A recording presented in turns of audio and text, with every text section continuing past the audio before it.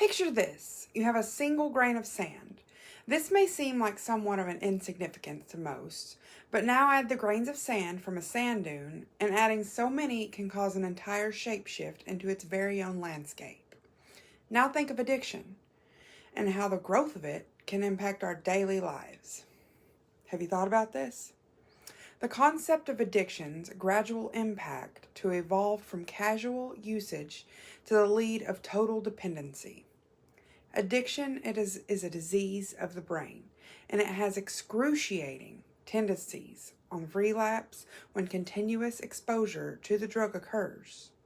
Every single day, the number of people are growing that are falling into the trap of their never anticipated lives, wreaking havoc among them. Yet, just like that one single grain of sand or one simple choice, it will spiral into such a big problem. This is somewhat of what you would call an invisible chain. Addiction is no longer a distant issue. We are living in this growing shadow, and it is streaming through our communities. Addiction is ruining lives in ways that we can no longer ignore, leaving many questioning how they can break free from this horrific cycle. The growth of addiction in our society is a large concern.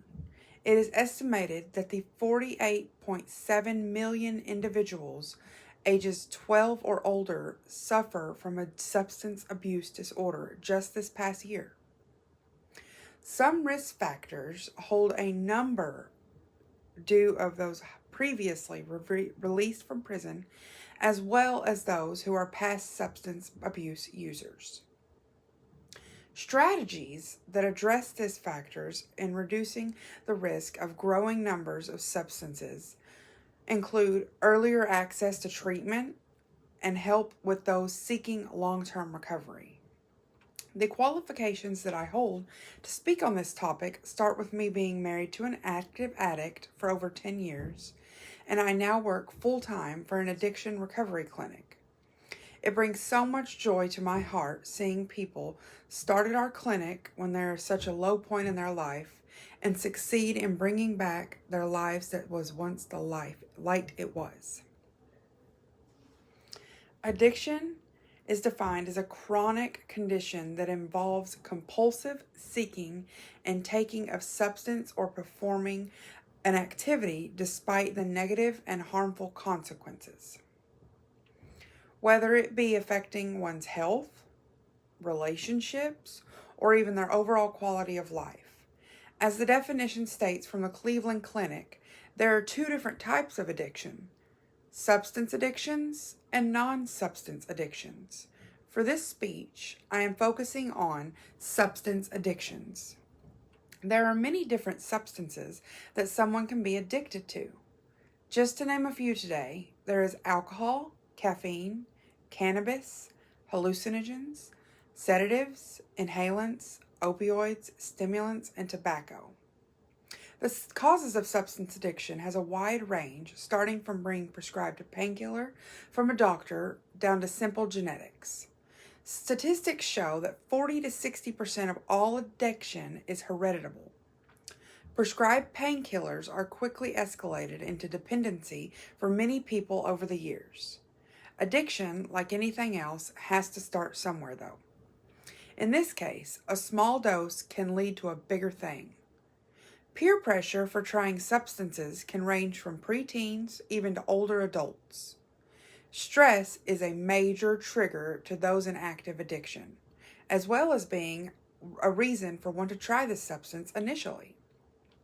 Over time, you will need higher doses to just feel that certain euphoria and the high that you felt the initial time of trying it. This desire can take over the brain with the need to recapture that initial euphoric high. There are many psychological and mental health disorders caused by addiction. To name a few, anxiety and depression. Statistics show that mental health disorders are also a large cause of substance abuse addiction. Those suffering in mental health are twice as likely to suffer with addiction.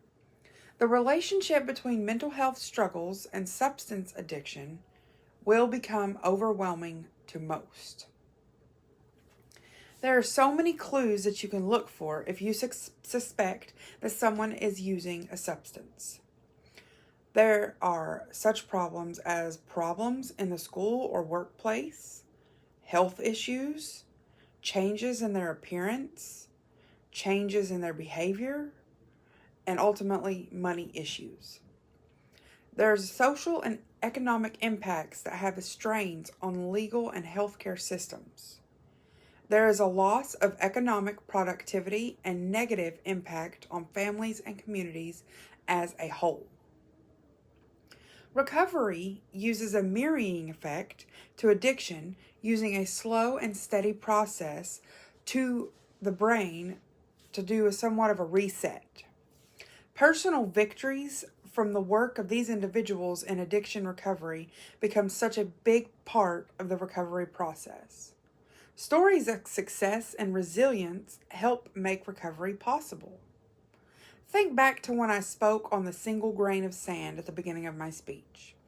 Now replace those grains of sand with single decisions and how they matter. With effort on raising awareness, there is hope that we can reshape the makings of the landscape in our addiction and lives that are hitting our communities so hard. Addiction is a challenge that will impact nearly everyone in time because there is no discrimination and it can happen to anyone. Recovery is effective and it is the most safe, best decision anyone in addiction can make. Early recognition in the signs of addiction and ultimately encouraging treatment is a crucial part of recovery for further prevention. Recovery is possible, no matter what stage of addiction that person may be in. People who are said to receive long-term treatment are 50% more likely to remain in recovery, and I have personally seen this possible every day with many, many people. It is also good for people in addiction to know that they are never alone, and there are so many people out there that care for their well-being and their recovery. Let's rally together and stand to encourage awareness, support, and personal compassion for each individual struggling with addiction, choosing to recover from this turmoil that has ultimately hit their lives.